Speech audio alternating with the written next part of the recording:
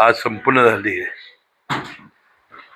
गेल्या वर्षी जिल्हा वार्षिक योजनेचा नियतव्यय मंजूर सर्वसाधारण योजना 213 कोटी, आदिवासी उपाययोजना 429.54 आणि अनुसूचित जाती उपाययोजना 14 कोटी, असा 656 कोटी 54 लाख हा मंजूर नियतव्यय होता. प्राप्त निधी 656 कोटी 54 लाख प्राप्त झाला. वितरित तरतूद 656 कोटी 54 लाख आणि जो खर्च झालेला आहे तो 99.99% खर्च झालेला आहे. आता जिल्हा वार्षिक योजनेचा 26-27 मध्ये आपल्याला सर्वसाधारण योजनेसाठी नियतव्यय 228 कोटी मंजूर झालेला आहे. आदिवासी योजना TSP आणि UTSP 470.32 लाख आणि अनुसूचित जाती उपाययोजना 14 कोटी, असा 712 कोटी रुपये यावर्षी नंदुरबार जिल्ह्याचा वार्षिक योजना ही झालेली आहे. गेल्या वर्षी 656.54 होती, आता 712.32. किती कोटी जास्त? 712 नाही, एकूण किती जादा? 712 एकूण किती फरक किती टक्के? 56 कोटी. 56 कोटी हे गेल्या वर्षीपेक्षा जादा मिळालेले आहेत.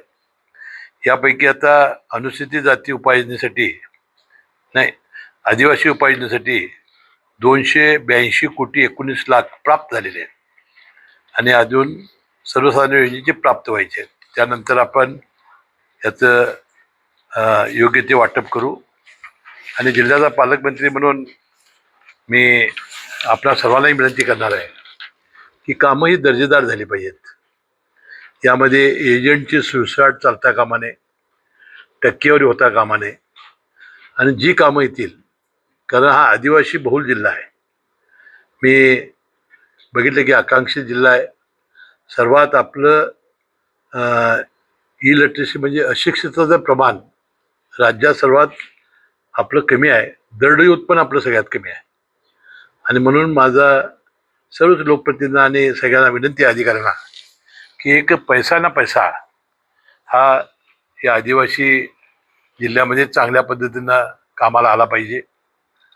अनेक आपल्याकडं पाडे आहेत, आदिवासी विभाग आहे की जिथं प्यायला पाणी नाही, अनेक वर्षापासून अनेक सुविधा नाहीत. अशा या आदिवासी बहुल जिल्ह्यामध्ये पालकमंत्री म्हणून माझी निवड झालेली आहे. मी आपल्याला विश्वास देऊ इच्छितो की जितका कार्यकाळ मला राहता येईल त्यामध्ये मी प्रामाणिकपणानं आणि अतिशय तळमळीनं काम करेन आणि या जिल्ह्याला आपण आकांक्षी जिल्हा म्हणून जी आपल्याला उपाधी लागलेली आहे ती कशी कमी करता येईल याचा प्रयत्न आपण करू.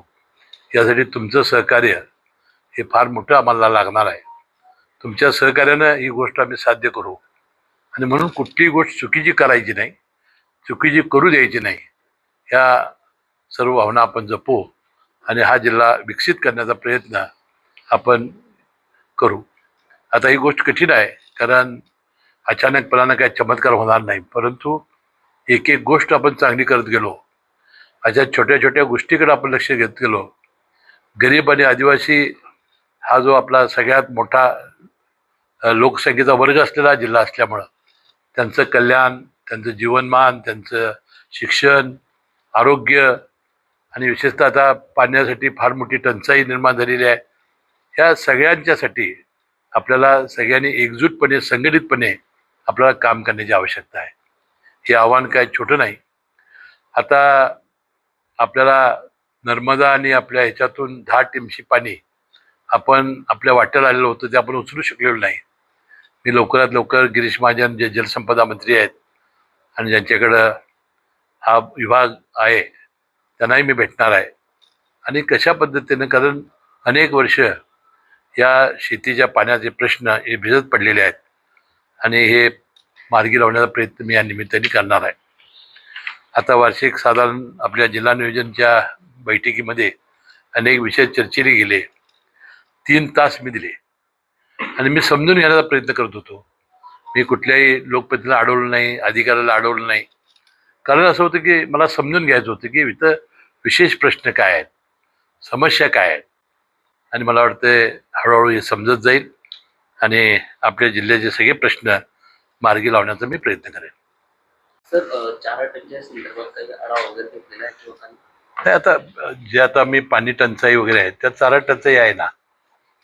आता उष्णता एवढी वाढलेली आहे, तर आता जर पाऊस वाढणार असेल तर चारा टंचाईवर सुद्धा मंत्रिमंडळाने आम्ही चर्चा केलेली आहे. आम्ही जेवढी शेती महामंडळाची जेवढी जमिनी आहेत त्यावर गवताचा हे करणं, त्यानंतर हत्ती गवत लावणं, असे अनेक प्रकारचे प्रयोग आम्ही करतोय. आता सरकारने खुलासा केला की दर वाढणार नाहीत म्हणून. केंद्र सरकारनं पूर्णपणे सांगितलं की आम्ही काय दर वाढवणार नाही. सर, नंदुरबारच्या अजूनही ग्रामीण भागामध्ये गॅस टंचाईची मोठ्या प्रमाणावरती भासवते. गॅस पुरवठा आहे, गॅसचा साठा आहे, पण मात्र सिलेंडर जे ते वेळेवरती मिळत नाही. 15-15, 20 दिवस उशिरा मिळत आहेत. ठीक आहे, जिल्हाधिकारी लक्ष घालतील त्यावर. 10 फॉर्म आले, 9 जागांसाठी 10 फॉर्म आलेले आहेत. कुणी जादा भरलाय? भाजपकडनं एक जास्त आलेलं आहे. नाही, भाजपकडनं ते त्याचा मिड टर्म आहे ना त्यांची, सातवची. हा, पण 6 भरले त्यांनी. हो बरोबर, सातवची 6वी आहे. त्यांनी 7 भरले का? 7 भरले भाजपांनी. एक आपलावाला आहे, 2 शिंदे गटाचे आणि महाविकास आघाडी. अशी चर्चा होती की पार्थ पवारांनी काकड्यांचं नाव सुचवलं होतं नाही. आणि जियान सिद्दीकींचं नाव. नाही बाकी असं काही नाही चर्चा नाही, होत्या. नाही, चुकीचं आहे. ते विक्रम काकडेचं नाव पार्थ पवारांनी सुचवलेलं नव्हतं. म्हणजे फक्त मीडियात चर्चा झाली. मीडिया चर्चा आहे. सर, पण आज आपल्या पक्षाच्या कार्यक्रमात पण आपण अजितदादांची आठवण काढली. आज 3 महिने होऊन गेले तरी ते जे विमान अपघात झाला होता त्याची सखोल चौकशी वगैरे काही बाहेर आली नाही. व्हायला हवी चौकशी व्यवस्थित, असं वाटत की किंवा काही परवा मुख्यमंत्र्यांनी ह्याचा पुनरुच्चार केला. कसल्याऐवजी आम्ही पूर्णपणे चौकशी करून अहवाल ठेवणार आहोत. सुप्रियाताईंनी सांगितलं आता की भविष्यामध्ये पवार विरुद्ध पवार अशी लढाई कधीच होणार नाही, निवडणुकीतही नाही होणार आणि कशातच होणार नाही. कसं पाहता याकडे आपण? ही चांगली गोष्ट आहे ना, आनंदाची गोष्ट आहे. गोकुळ युद्ध संघावरती प्रशासक नेमला जाणार आहे का? नाही, आता चालू आहे. ते काय झालं की निवडणुकी वेळेत झाली नाही म्हणून असलं तरी आम्ही सगळे युतीचीच आहेत तिथं. नंदुरबार जिल्ह्यामध्ये गोकुळ संघ माहिती आहे तुम्हाला? हा, नंदुरबार जिल्ह्यामध्ये चांचली घाट आहे. दरवर्षी हा घाट पावसाळ्यामध्ये इथे हानी होत असते, दरडी कोसळतात, परंतु प्रभावी अशी उपाययोजना या रस्त्यावर होत नाही. घ्या दोन मिनिट. कुणाची कुणाची साहेबांच्या ट्रान्सफर झाली कुठं? ते मुंबईला गेले. आत्ताच मला भेटले होते, पत्र जायला ठरलं होतं. कोण आला आपल्याकडे? बैठकी आले असताना महिला राजा लागून कोण महिला आल्या होय? महिला आली. सर, अश्विनी सानप. मराठी बोली भाषेवरनं काही राजकारण चालू काहीतरी ते टाइम पिरियड देणार आहे. त्या बहिणीमुळं पगार होत नाही असं नाही. पगाराला प्रायोरिटी आमची पहिली आहे. कुणाचे पगार झाले नाही तसं झालेलं नाही. ठीक आहे, थोड्या आर्थिक अडचणी त्यामुळे निर्माण झालेल्या आहेत, परंतु ती योजना काही बंद होणार नाही. योजना ती चालूच राहणार आहे. आणि आता आपलं उत्पन्न, आपलं महाराष्ट्र राज्य हे फार प्रगतशील राज्य आहे. दरवर्षी उत्पन्न वाढतंय आपलं. GST मध्ये सगळ्यात जास्त वाटा आपला आहे. त्यामुळं मला नाही वाटत की पगार वेळाने होत असतील. ठीक आहे, विकास कामाला थोडा निधी आमचा कमी मिळत असेल. पगाराची आणि निवृत्ती वेतन, आम्ही घेतलेलं कर्जाचं व्याज हे आम्ही नियमित देतोय. आज तर आपल्याला माहिती आहे की दरवर्षी एप्रिल आणि मे हे 2 महिने असे आहेत की जूनपासून पाऊस चालू होत असल्यामुळं आपण खरीपाच्या आढावा बैठक ही जिल्ह्याची घ्यावी आणि मग विभागीय आणि मग राज्याची मुख्यमंत्री महोदय यांची देखरेखी घेतली जाते. आता 2-3 प्रश्न आपल्यासमोर गंभीरपणाने उभे आहेत. एक म्हणजे युद्ध परिस्थिती सुरू असल्यामुळं खतं येण्यामध्ये अडचणी आहेत.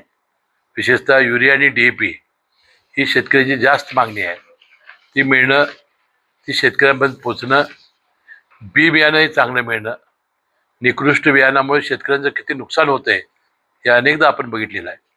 त्याशिवाय पावसाचा यावेळेला आपल्याला माहिती आहे की मुख्यमंत्री महोदयांनी आणि सगळ्या हवामान तज्ज्ञांनी सातत्याने एक अंदाज व्यक्त केलेला आहे की हे वर्ष अल निनोचं फार मोठं सावट आपल्या देशासमोर आहे आणि 92% पाऊस होईल.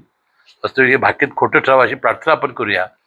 परंतु जर झालं तर आपल्याला सामूहिकपणे यावर मात करण्याची आवश्यकता आहे. आता आपल्या जिल्ह्यामध्ये असलेले पाण्याचे साठे आहेत ते जपून वापरणं. आता मला राजेश पाडवी आमदार सांगत होते की साहेब आज टी व्हीवर असं दाखवत होते की जगातील सर्वात जास्त तापमान असलेलं शहर हे नंदुरबार, अकोला, अमरावती हे दाखवत होते. आणि खरं आहे की 46 पॉईंट आणि वरती आपलं तापमान गेलेलं अजून मे महिना यायचा आहे. तर मग यामध्ये एवढं जर उष्णता होणार असेल तर बाष्पीभवनही त्या पद्धतीने होणार. जे पाण्यासाठी आपल्याला जपून वापरावे लागतील.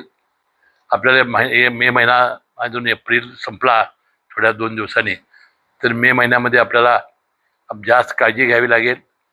पावसाचा हंगाम वाढणार आहे असं भाकीत केलं जातं आणि म्हणून पाणी आपल्या असलेला पाण्याचा साठा ऑगस्टपर्यंत कसा पुरेल याचं नियोजन सुद्धा करण्याची आवश्यकता आहे.